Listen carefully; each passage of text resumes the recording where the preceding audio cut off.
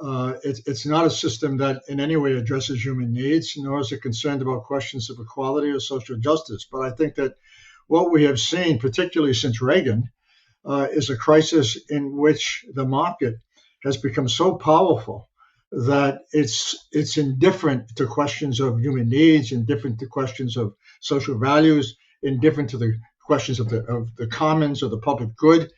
And it's created a crisis in which it can't legitimate itself anymore.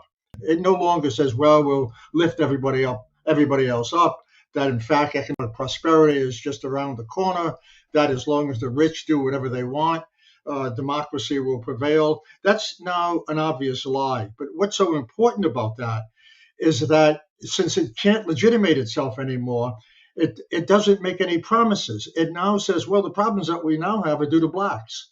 They're due to minorities.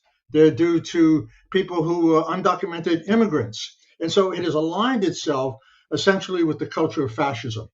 And it has aligned itself in a way in which it's an unbridled fascism.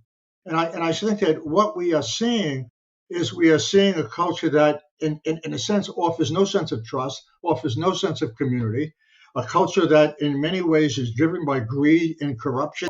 We've seen not only a collapse of conscience, but a collapse of social responsibility. But even worse, in some ways, is that you can't have a democracy without informed citizens. And I think that what we endlessly see in this culture today under capitalism, under what I call neoliberal fascism, which is a different stage of capitalism, what we now see is we see an attack on the truth, we see an attack on solidarity, we see an attack on political rights, an attack on critical thinking, and we see an attack on all the institutions that make that possible. And that's created a culture of despair. It's created a culture where shared fears replace shared values. It's created a culture basically of death.